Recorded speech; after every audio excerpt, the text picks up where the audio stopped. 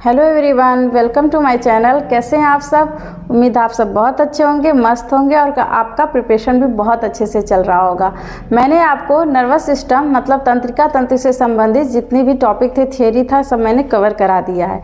आज हम जानने वाले हैं उससे रिलेटेड MCQ, मतलब जो आपका यहाँ पे बहुविकल्पी क्वेश्चन आते हैं, आज मैं उसको कराने वाली हूँ। तो यहाँ पर देखिए क्वेश्चन देखते हैं बिना टाइम वेस्ट किए। तो यहाँ पर क्वेश्चन क्या है? सबसे पहला, न्यूरॉन का कार्य क्या है? ठीक है, न्यूरॉन का क्या कार्य है? पोषण देना, संदेश भेजना, रक्त बनाना या श्वसन करना। तो न्यूरॉन का पता है क्या काम है? संदेश भेजना। तो करेक्ट ऑप्शन बी हो जाएगा। दूसरा क्वेश्चन है, केंद्रीय तंत्रिका तंत्र में क्या होता है? क्या होगा? हृदय और फेफड़े, मस्तिष्क और रीढ़ की हड्डी, यकृत और आते, त्वचा और मांसपेशियां।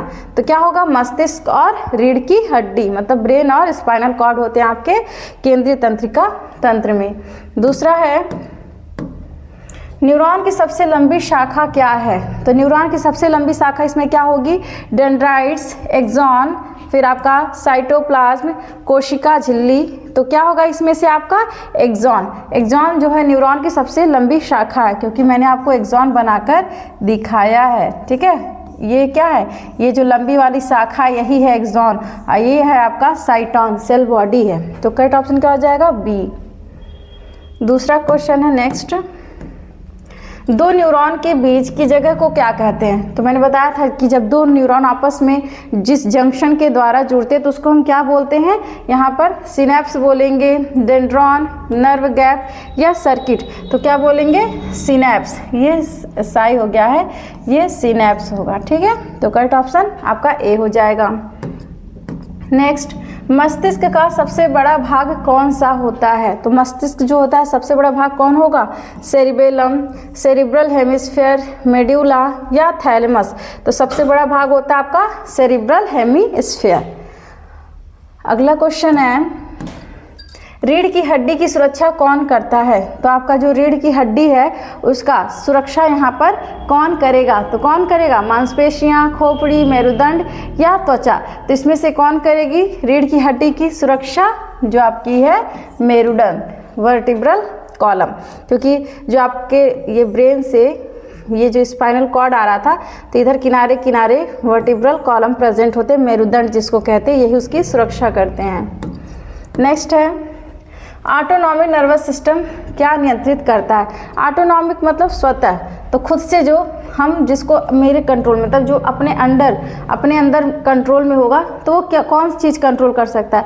बोलना, चलना, अनैच्छिक क्रियाएं या सोच। तो किसको कंट्रोल कर सकता है वो? आपका अनैच्छिक क्रियाएं। ठीक है, ऐच्छिक क्रियाओं को नहीं, लेकिन जो अनैच्छिक जो अपने आप से हो उनको वो कंट्रोल कर सकता है, क्योंकि वो क्या है? ऑटोनॉमस है।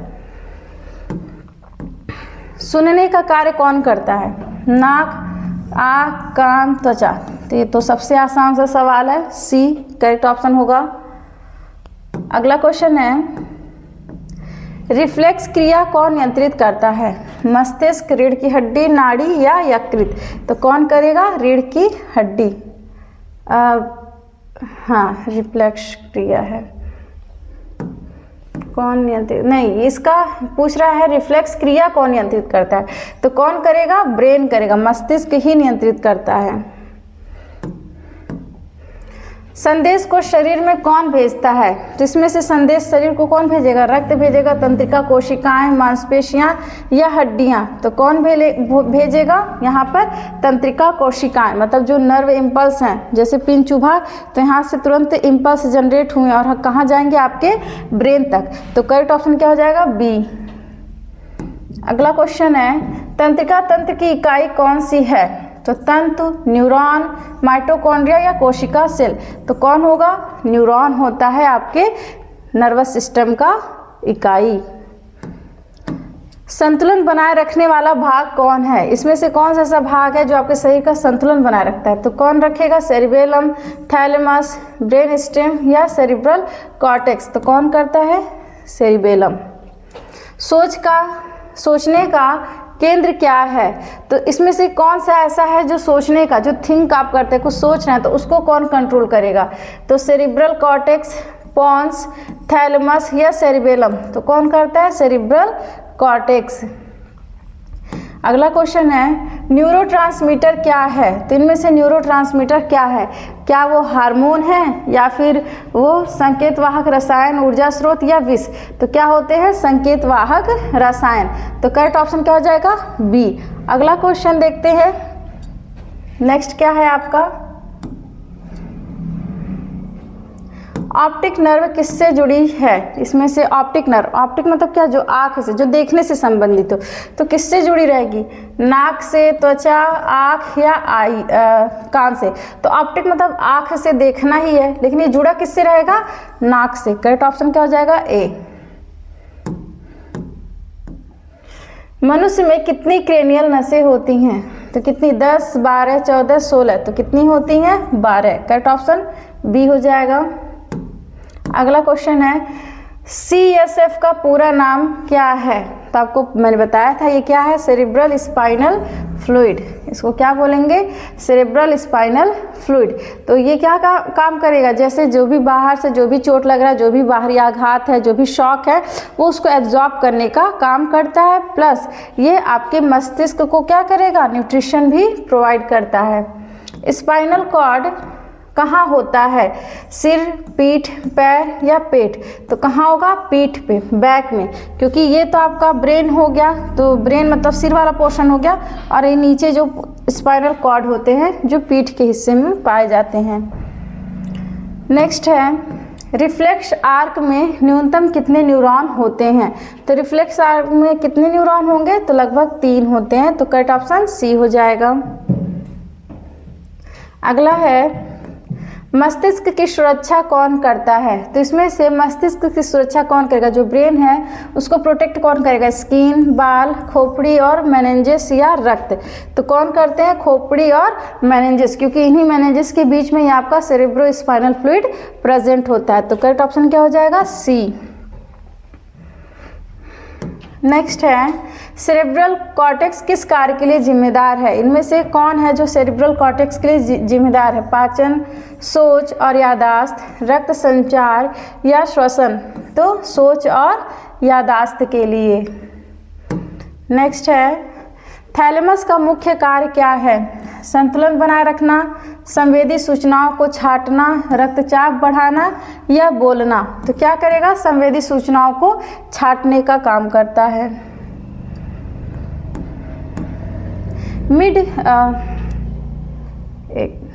फिर से वही हो गया। मिड ब्रेन का कार्य है, इसमें से कौन है जो मिड ब्रेन का काम है? भोजन को पचाना, आंखों की गति नियंत्रित करना, स्मृति संग्रह या नींद लाना? तो ये आंखों की जो गति है उसको क्या करेगा? नियंत्रित करने का काम करता है। कौन करेगा? आपका मिड ब्रेन, जो मध्य मस्तिष्क होता है, उसी को बोलते हैं मिड ब्रेन। पोन्स का कार्य क्या है? तो हृदय की गति बढ़ाना, मस्तिष्क के भागों को जोड़ना, मूत्र उत्सर्जन नियंत्रित करना या रक्त निर्माण करना? तो ये क्या करेगा? मस्तिष्क के भागों को जोड़ना, क्योंकि जो मस्तिष्क है तो ये सबसे नीचे वाले पार्ट्स में यहीं पे पोन्स पाया जाता है, जो इस स्पाइनल कॉर्ड को मस्तिष्क से जोड़ने का काम करेगा। अगला क्वेश्चन है मेड्यूला किस क्रिया को नियंत्रित करता है? तो जो मेड्यूला ऑब्लोंगाटा है वो किस क्रिया को नियंत्रित करेगा? स्मृति को, संचारण को, श्वसन और हृदय गति या सोच को? किसे करता है? श्वसन और हृदय गति को। अगला क्वेश्चन मनुष्य की रीढ़ की हड्डी से कितनी जोड़ियां नसें निकलती हैं? तो कितनी निकलेंगी? 12, 24, 31 या 21? तो कितनी जोड़ी पाई जाएगी? 31 जोड़ी। वर्निके एरिया किससे संबंधित है? तो इनमें से वर्निके एरिया किससे संबंधित है? चलना, बोलने की समझ, दृष्टि या सुनना? तो बोलने की समझ। करेक्ट ऑप्शन क्या हो जाएगा? बी।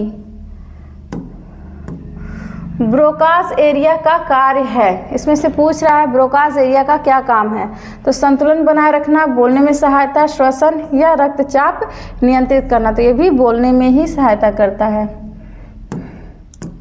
मायोलिन शीथ का कार्य है, तो जो एक्सॉन के ऊपर जो एक्सॉन था तो एक्सॉन के ऊपर फिर क्या स्वान सेल थी, इस स्वान के सेल को कौन कवर कर रहा था, माइलिन शीथ।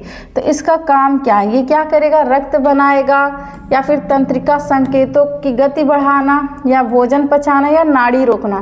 तो ये क्या करेगा, तंत्रिका संकेतों की गति बढ़ाएगा। तो करेक्ट ऑप्शन क्या हो जाएगा, बी। अगला है सेरिबेलम किस में मदद करता है, सांस लेने में, शरीर की मुद्रा और संतुलन में, देखने में या बोलने में। तो किस में मदद करेगा, शरीर की मुद्रा और संतुलन को बनाए रखने में जो सेरिबेलम है वो क्या करता है, मदद करता है। अगला क्वेश्चन है इंटरन्यूरॉन का कार्य है, इसमें से पूछ रहा है कि इंटरन्यूरॉन का कार्य है कौन सा है, रक्त संचार, न्यूरॉनों को जोड़ना, ऑक्सीजन पहुंचाना, मांसपेशियों को खींचना। तो इंटरन्यूरॉन का मतलब क्या है, कनेक्शन होना, ठीक है, एक दूसरे के बीच में कनेक्ट करना। तो ये क्या करेंगे, न्यूरॉन को जोड़ने का काम करते हैं। तो करेक्ट ऑप्शन क्या हो जाएगा आपका, बी।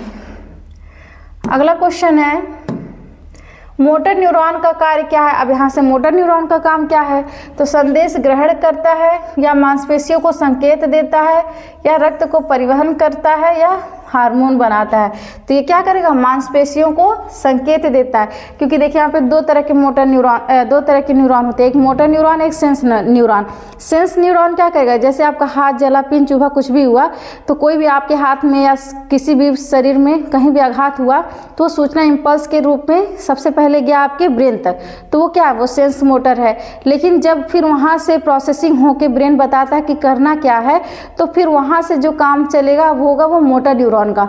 तो मोटर न्यूरॉन ही आदेश देता है आपके मांसपेशियों को कि अब करना क्या है, हटाना है या हाथ को जला ही रखना है।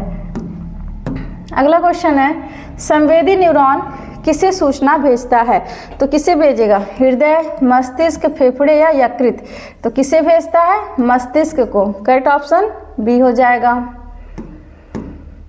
अगला क्वेश्चन है मस्तिष्क में न्यूरॉनों की अनुमानित संख्या कितनी होती है। तो कितनी होगी अनुमानित संख्या, 100 करोड़, 100।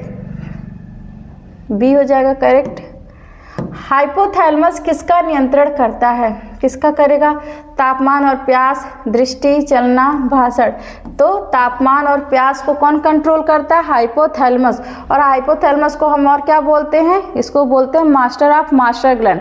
और किस नाम से, और स्यूडो एंडोक्राइन, मतलब झूठा अंतःस्रावी ग्रंथि भी बोलते हैं, क्योंकि ये हार्मोन बाकी ग्रंथियों से क्या करता है, बनवाता है।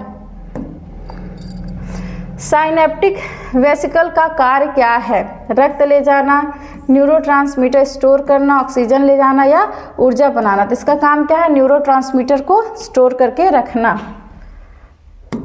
नेक्स्ट है सेरिब्रोस्पाइनल फ्लूइड का कार्य क्या है। ये तो अभी मैंने बताया कि ऊर्जा देना या ऑक्सीजन देना, झटकों से सुरक्षा देना या तंत्रिका बनाना। तो मेन इसका फंक्शन क्या है, झटकों से सुरक्षा प्रदान करता है। अगला क्वेश्चन है वेगस नर्व किसे नियंत्रित करता है। तो इसमें से वेगस नर्व किसे नियंत्रित करेगा, शरीर का तापमान, हृदय गति और पाचन, दृष्टि या बोलना। तो किसको नियंत्रित करेगा, हृदय गति और पाचन को नियंत्रित करता है। करेक्ट ऑप्शन बी हो जाएगा। पार्किंसन रोग किस प्रकार का विकार है, हृदय रोग, तंत्रिका विकार, पाचन रोग या त्वचा रोग। तो तंत्रिका विकार। मिर्गी किससे संबंधित है, त्वचा, यकृत, मस्तिष्क या फेफड़े। तो आपको पता है मिर्गी मस्तिष्क मतलब ब्रेन से संबंधित है। त्वचा से स्पर्श की सूचना कहाँ जाती है, जब आपको स्किन में कुछ भी होगा तो वो सूचना कहाँ जाएगी, आपके मस्तिष्क तक जाती है। तो हृदय, फेफड़े, मस्तिष्क या किडनी। तो मस्तिष्क। करेक्ट ऑप्शन सी।